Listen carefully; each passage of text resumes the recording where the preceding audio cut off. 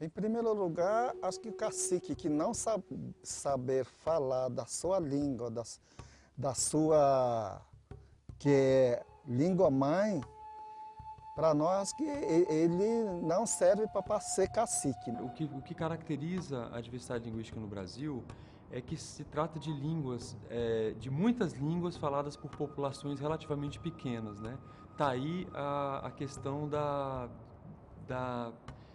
vulnerabilidade, né, sobre qual passa as línguas indígenas. Em se tratando de números, de acordo com Arião Rodrigues, grande pesquisador da área, já falecido, são 180 línguas indígenas em todo o Brasil.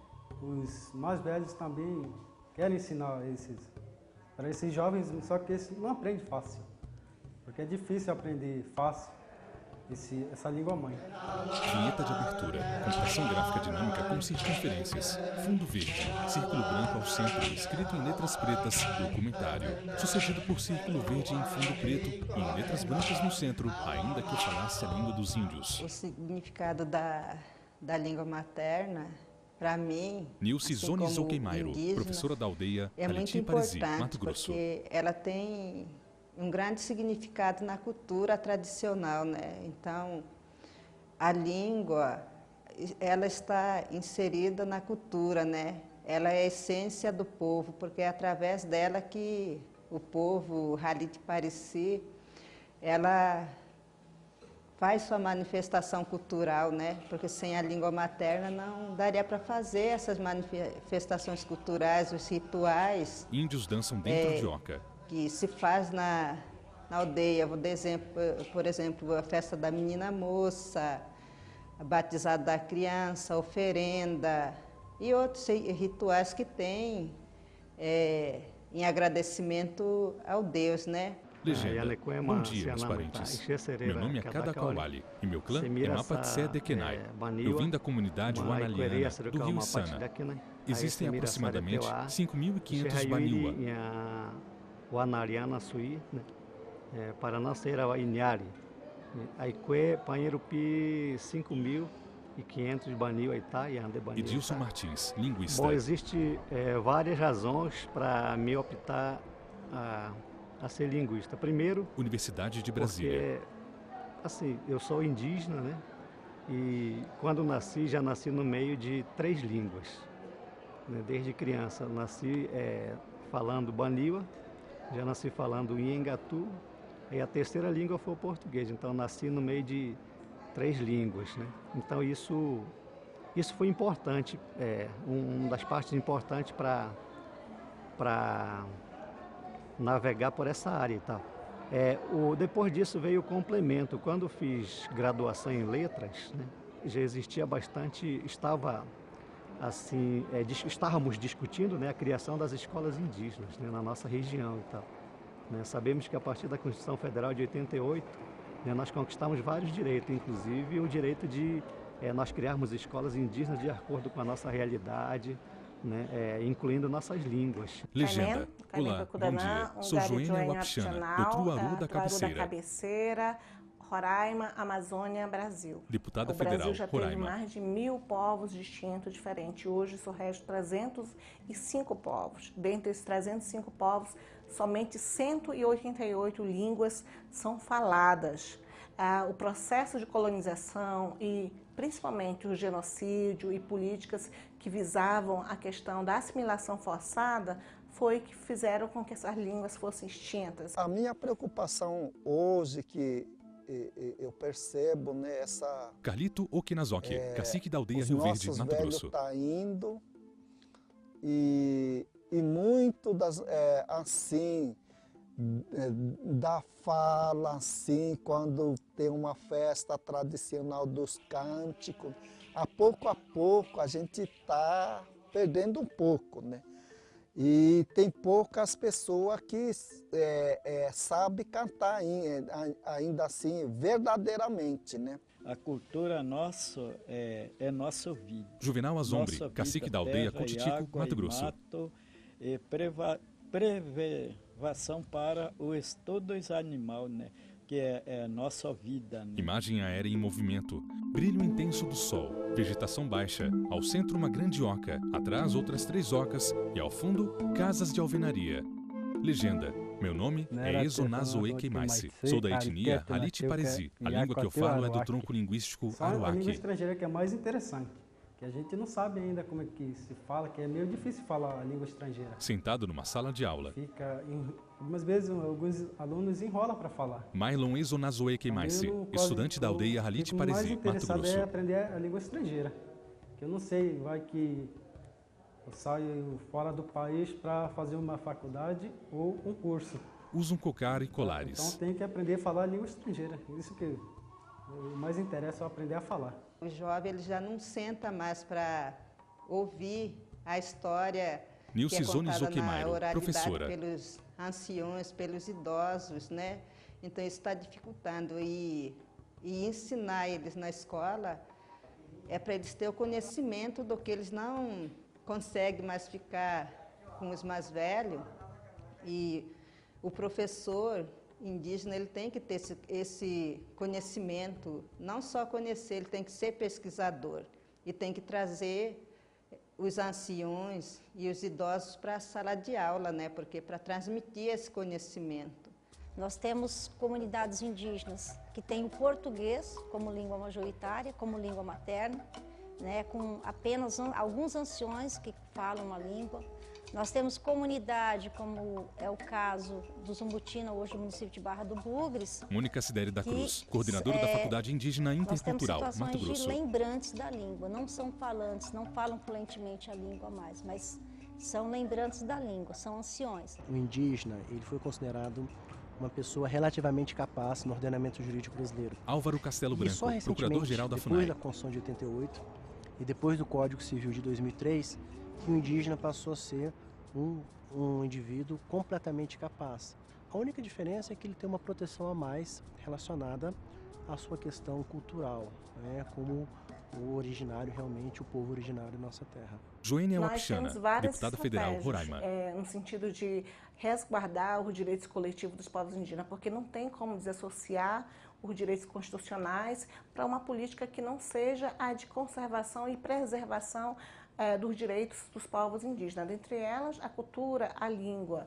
A gente não tem como desmembrar essa relação da terra com a língua. Esse ano, por exemplo, a ONU declarou o Ano das Línguas no país todo, a nível global, justamente porque é um viés quando você discute demarcação de terras indígenas, proteção dos recursos naturais, o bem-estar da comunidade, faz com que a comunidade indígena ela esteja justamente esse valor no sentido de valorizar a língua, né? O professor que trabalhou com a gente mostrou muitos dados, né, de pesquisadores. Edilson Martins, na linguista. época, mostrando que as nossas línguas já estavam sendo ameaçados, né? Já estavam deixando de ser falados, né?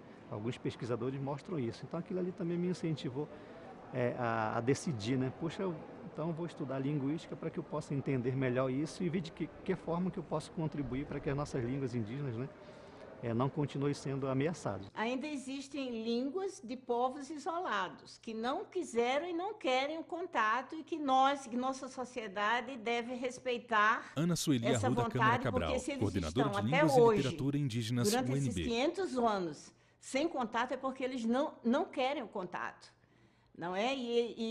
A sociedade brasileira tem que respeitar essa vontade desses indígenas. E são indígenas sobre os quais não se tem conhecimento de suas línguas e culturas, mas presume-se que, com as referências que a FUNAI tem, que o setor de índios isolados tem desses povos, nós podemos dizer que temos uma trintena de línguas a serem somadas às línguas que nós conhecemos hoje no Brasil. Dentro de Mato Grosso, hoje atualmente 43 etnias no estado de Mato Grosso, então cada língua tem diferente, isso enriqueceu dentro da Ângelo Kizomai, a sala de aula para os alunos aprender a língua e respeitar aos outros mais próximos. A FAIND é a primeira faculdade intercultural. Depois, Mônica da Cruz, Faculdade Indígena FAIND, Intercultural. Todos os outros cursos voltados para a formação, né, de professores indígenas surgiram a partir da FAIND. Ela foi implantada, né, em 2001 pela Universidade do Estado de Mato Grosso. Então, em 2001 foi a primeira turma em que atendia todas as etnias. Era aberta, na verdade, o vestibular aberto a todas as etnias do estado do Brasil. Então, na primeira turma nós recebemos 200 acadêmicos pertencentes a várias etnias do país. Desses 200 se formaram 186. E agora, depois da segunda turma, a Unemat começou a ofertar apenas para o estado de Mato Grosso, né, para indígenas do estado de Mato Grosso, porque é uma universidade estadual e por conta da demanda muito grande do estado para a formação de professores indígenas em serviço. Esses acadêmicos que cursam, né, atualmente a licenciatura intercultural e a pedagogia intercultural são professores que atuam em suas comunidades, são todos professores indígenas que atuam em suas comunidades. O meu aprendizado, na verdade, eu penso que ele já tem ajudado, né? Que eu comecei a trabalhar na minha comunidade a partir de 88, quando eu terminei o ensino médio.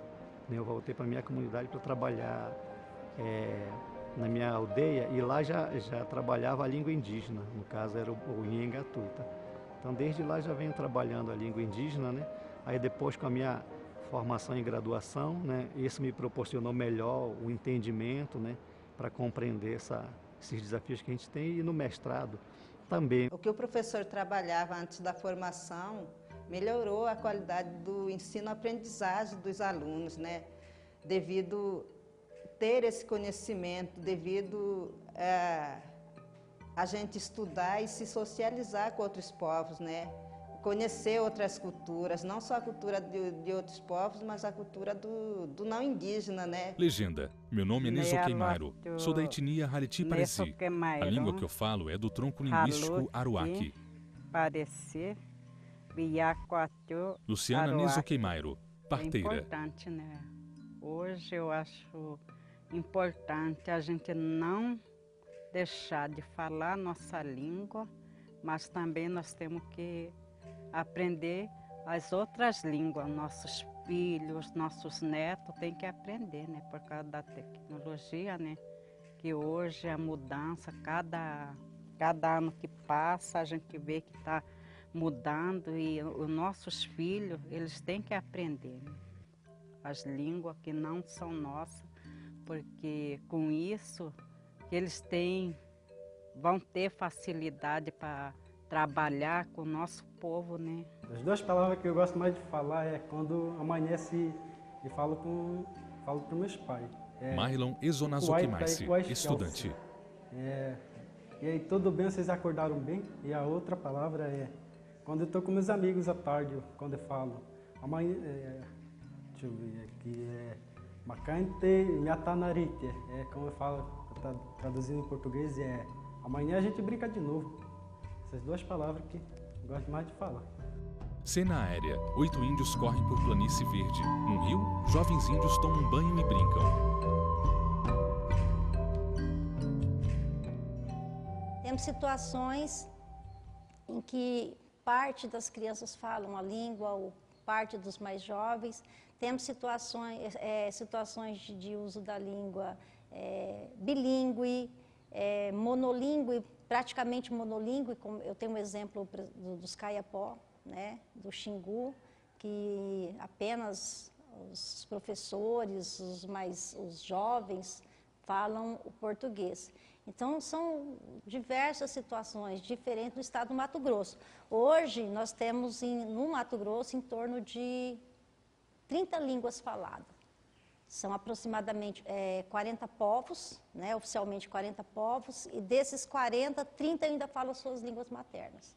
Outros países da América Latina, também multilingües, a Colômbia, 29 línguas. Marcos Vinícius Carvalho Garcia, o Peru, algo em torno desse número, só que algumas línguas são faladas por populações muito grandes, com mais de 1 milhão de falantes, como o Aymara e o Quechua, né? as línguas andinas. No Brasil não existe nenhuma língua falada por mais de 100 mil pessoas, por exemplo, nenhuma língua indígena falada por mais de 100 mil. Então, nós podemos dizer que todas as línguas indígenas do Brasil, elas estão num nível elas passam por vulnerabilidade, né? Na sua preservação, na sua transmissão intergeracional. Esses povos que aqui adentraram, em 11 mil, 12 mil anos, imagine, não é? Eles se diversificaram, eles se expandiram, e daí hoje a gente contar com essa riqueza linguística e cultural que são Ana Câmara Cabral, os UNB. povos indígenas da América do Sul e do Brasil, não é? No caso. Legenda. Meu nome é Nazoquemai. Sou da etnia Pareci. A língua que eu falo é do tronco Aruaque. Tailane Cristina Nazoquemai, estudante. Hoje a gente está falando da língua materna, né? E Cósito, a gente fala língua materna misturado com português. Fala misturado aí para a gente falar corretamente, sem usar o português no meio, os professores têm que ensinar a gente, né? A gente tem vários elementos normativos de proteção aos indígenas. Álvaro Castelo Branco, procurador-geral da FUNAI. Nossa Constituição, no capítulo da Ordem Social, tem lá no artigo 231, um dispositivo muito interessante que trata das peculiaridades dos indígenas no Brasil. O respeito às suas tradições, à sua cultura, à sua língua. Inclusive, uma questão também muito sensível atualmente, as próprias terras indígenas, não é? Que na verdade são da união com o usufruto dos indígenas, entendeu? Então, nós temos primeiro, o ponto de partida de qualquer arcabouço jurídico é a Constituição. Graças a Deus, no Brasil a gente tem essa proteção. Imagem aérea em movimento. Se aproxima por uma estrada de terra a um conjunto de casas em meio à clareira. Ao redor, vegetação rasteira verde e algumas árvores. Edilson Lá Martins, no estado do Amazonas linguista. existe um programa chamado Piraiauara e tal. É formação de professores indígenas para trabalhar de primeiro ao quinto ano. E dentro da matriz curricular existe uma disciplina chamada língua indígena. Então, me chamaram para ajudar não dar aula de língua indígena, mas para discutir, né, as línguas indígenas, a situação das línguas indígenas. Joênia Wapchana, deputada federal Roraima. Além de fazer uma proteção desses direitos coletivos que são tão importantes, direitos constitucionais, para que eles não se retrocedam em termos de políticas públicas, mas que haja um incentivo na valorização de políticas específicas, na área da educação principalmente, fazendo com que as nossas autoridades vejam que é importante fazer o investimento em programas que possam desenvolver sistemas próprios das comunidades indígenas, que elas possam ter estratégia de conservação, de preservação de seus valores indígenas, inclusive as línguas. Nós temos também o Estatuto do Índio, que é a Lei 6.001 de 1973. Essa lei, embora mais antiga que a Constituição, ela garante também uma proteção aos bens imateriais, ela fala da própria educação, menciona a peculiaridade das línguas. Ela é interessante que ela fala até da possibilidade de punições penais dadas pelas próprias aldeias, como se os índios tivessem seu próprio código penal.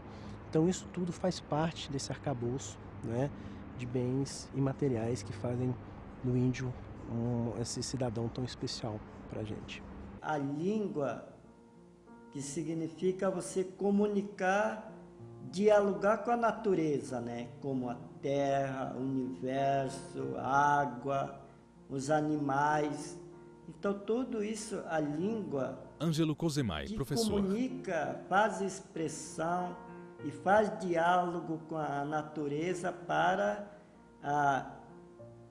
buscar essa energia para ficar a vida saudável. O cacique tem que ter todo o conhecimento de sua cultura, tem que ter conhecimento de homem branco, cultura de homem branco, porque nós temos uma cultura... Juvenal Azonari, cacique da aldeia Cutico, Mato Grosso. Cultura diferenciada, seja branco, preto, gaúcho, italiano, Japão, tudo tem cultura. Então o índio mesmo, tem várias raças de índio, né? E nós índios é assim, né? Cada um tem sua cultura, tem seu costume, né? Dentro da oca, índios dançam de mãos dadas. Homens usam cocares amarelos, azuis e vermelhos. E mulheres, coroas amarelas e vermelhas. Vista aérea da oca. É dia. Legenda. Meu nome é Kezo Nazoquero. Eu sou da etnia Halit Paresi. A língua que eu falo é do tronco linguístico Aruaque.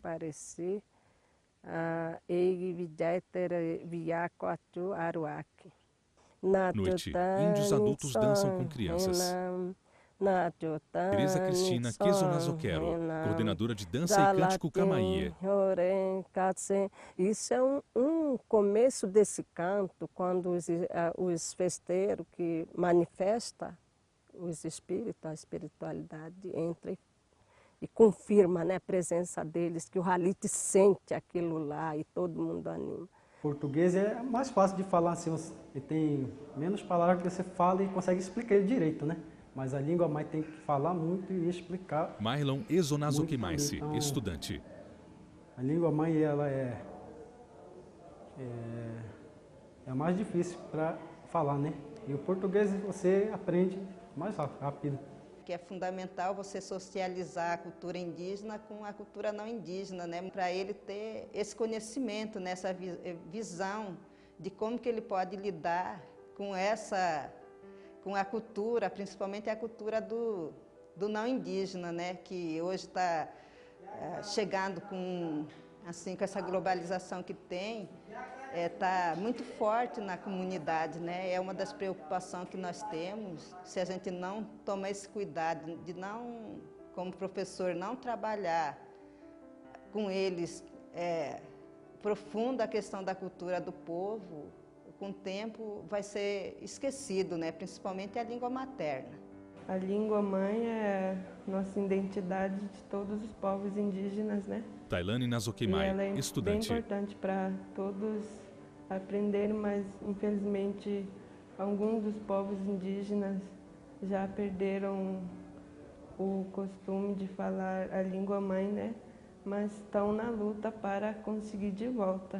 O principal fator é a transmissão intergeracional, né, entre um falante e os seus descendentes. Né? Marcos Vinícius Garcia, antropólogo e fã. Vai passando o tempo e a pressão de outras línguas, no caso a língua majoritária, o português, com relação às línguas indígenas, por conta da própria demanda que eles têm de sobrevivência e de comunicação com os outros setores da sociedade, na questão da saúde, na própria educação formal, isso vai desestimulando a transmissão e a transmissão das línguas para os seus descendentes. Nas aldeias, nesses últimos Edilson Martins, 15 anos para cá, ou seja, a partir da Constituição Federal, né, tem despertado o interesse dos parentes, né, Baniwa, Nhengatu, Tucano, Ficuripaco, o interesse de a gente percebe isso, né? Eu vejo isso, o interesse de os pais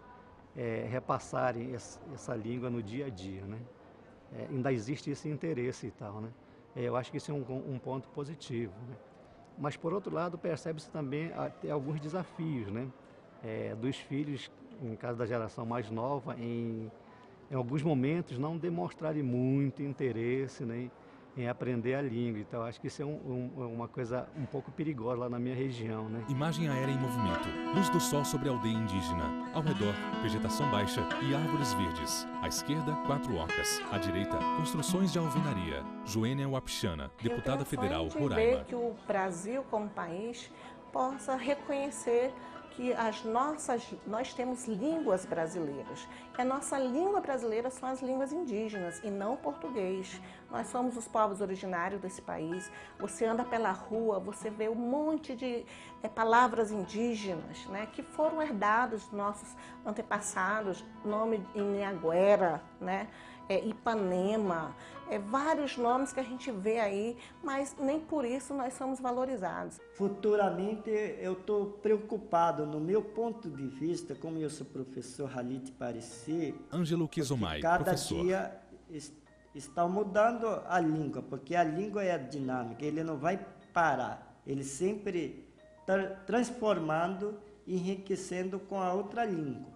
Hoje, os jovens, você pega, ele fala muito diferente do que lá atrás. Jovens indígenas em ambiente escolar. Muda o som, então ele totalmente fala diferente. Acho que se nós, professores, não registrar, não documentar essa língua materna, futuramente, daqui a 50, 30 anos, que vai extinto a língua. Para preservar a língua mãe, Mailon Ezonazoqueimaisi, estudante. Tem que precisar escrever um livro para explicar como que se fala e o nome dos animais.